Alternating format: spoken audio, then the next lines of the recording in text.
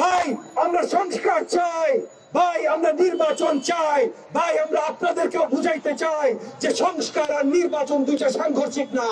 সেই তরুণদের থেকে মোদী সরকার ভয় পেয়ে গেছে যে হাসিনার বিরুদ্ধে যদি নেমে তরুণরা হাসিনাকে নামাইতে পারে, তাহলে আমার বিরুদ্ধে তরুণরা নেমে আমাকেও নামাইতে পারে। ওয়ালটনের পণ্য কিনে জিতে নিতে পারেন নগদ 20 লক্ষ টাকা। Double million offer, Walton fridge কিনে পেতে পারেন 20 লক্ষ টাকা। রয়েছে কোটি কোটি টাকার নিশ্চিত উপহার।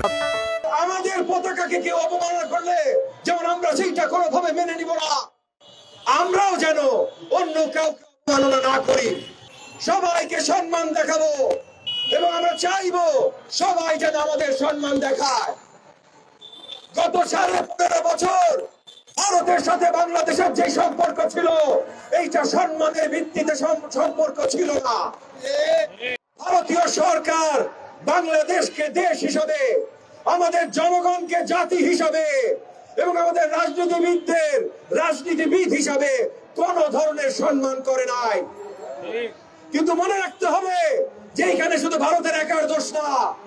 হাসিনা সরকার যেটা দাঁড়া করিয়েছিল, তারা ভারতের হাতে এই ধরনের শক্তি তুলে দিয়েছিল। হাসিনা সরকারকে যখন আমরা টেনে নামিয়েছি, তখন ভারতেরও এই সম্পর্ক আর কোনোদিন বাস্তবায়ন হবে না ইনশাআল্লাহ। তো ভারত এখন বোধহয় বুঝতে শুরু করেছে যে ভারত বাংলাদেশের সম্পর্ক এখন নতুন এক ধারায় প্রবাহিত হওয়া শুরু করবে। আমরা এইটাই দেখতে চেয়েছিলাম। ভারত কতটা অসম্মান আমাদেরকে করেছে, ভারতীয় গণমাধ্যম গত 4 মাস আমাদের বিরুদ্ধে কতটা মিথ্যাচার করেছে, সেইটার প্রতিশোধ নেওয়ার প্রয়োজন আমাদের নাই। আমাদের যেটা প্রয়োজন সেটা প্রতিরোধ করবা।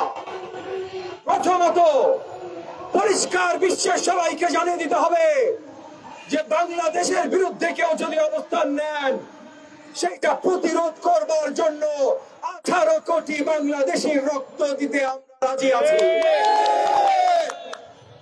কাউকে এই দেশের সফরেন্টি নিয়ে প্রশ্ন তুলতে আমরা দিব না। বাংলাদেশকে নিয়ে যখন মিথ্যাচার হয়, সেটার বিরুদ্ধে শক্তভাবে আমরা দাঁড়াবো এবং আমরা দাঁড়িয়েছি। অন্তর্বর্তীকালীন সরকারের কাছে আমরা আবেদন করেছি যেন আরো শক্ত পদক্ষেপ নেওয়া হয় বিশ্বব্যাপী এই মিথ্যাচার রুখে দেওয়ার জন্য। সরকার যা যা করছে আমরা সাধুবাদ জানাই, তবে আমরা এটাও বলি যে আরো অনেক বেশি করা দরকার। ভুলে গেলে চলবে না যে ভারতের মিডিয়া যেমন আমাদের বিরুদ্ধে কথা বলছে, বিজেপি সরকার যেমন আমাদের বিরুদ্ধে দাঁড়াতে চেষ্টা করছে, ভারতের জনগণ কিন্তু বিজেপি সরকার না। ভারতের জনগণ কিন্তু জুলাই আগস্ট মাসে আমাদের জন্য মিছিল করেছে। ভারতের বড় বড় বিশ্ববিদ্যালয় থেকে লম্বা লম্বা হাসিনা বিরোধী মিছিল বেরিয়েছে। বাংলাদেশের বিরুদ্ধে যখন ভারতের সরকার এবং হাসিনা নিপীড়ন করেছে, তখন বাংলাদেশের জনগণের জন্য ভারতের যে তরুণরা রাস্তায় নেমেছে, সেই তরুণদের দেখে মোদী সরকার ভয় পেয়ে গেছে। সেই তরুণদের দেখে মোদী সরকার ভয় পেয়ে গেছে যে হাসিনার বিরুদ্ধে যদি নেমে তরুণরা হাসিনাকে নামাইতে পারে, তাহলে আমার বিরুদ্ধে তরুণরা নেমে আমাকেও নামাইতে পারে। তাহলে এই তরুণদেরকে এখন ভুল কিছু বুঝাইতে হবে। আমরা ভারতের বিরুদ্ধে না, ভারতের সরকারের এই পলিসির বিরুদ্ধে। আমরা ভারতের বিরুদ্ধে না, ভারতের মিডিয়ার মিথ্যাচারের বিরুদ্ধে। আমরা ভারতের বিরুদ্ধে না, আমরা একসাথে নতুন সমৃদ্ধ বাংলাদেশ করার জন্য ভারতের এই যে আগ্রাসন, এইটার বিরুদ্ধে। এবং একই সাথে মনে রাখতে হবে, আমরা যদি ঐক্য বজায় না রাখতে পারি, তাইলে আমরা শুধু ভারতের বিরুদ্ধে না, কারোর বিরুদ্ধেই দাঁড়াইতে সক্ষম হব না। অন্তর্বর্তীকালীন সরকার আমাদের সরকার, তাদের যা প্রয়োজন, যেইটা করা প্রয়োজন আমরা সবকিছু করব, তাদের সাপোর্টে সবকিছু করব, তাদের ব্যর্থ হইতে দিব না।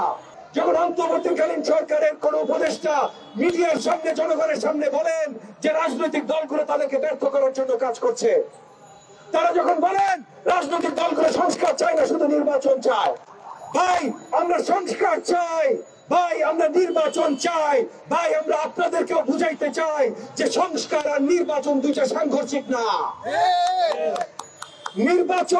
নির্বাচনের জায়গায় সেইটা সময় মতো হইতে হবে, আমরা সেটা চাই। সংস্কারের জায়গায় সেটা কন্টিনিউয়াস হইতে হবে, আপনারাও করবেন। নির্বাচিত সরকার যখন আসবে ইনশাআল্লাহ, যদি জনগণ আমাদেরকে বেছে নেয়, আমরা যখন আসবো তখন আমরাও করবো ইনশাআল্লাহ। দুইটা সাংঘর্ষিক না, দুইটা একসাথে হইতে হবে।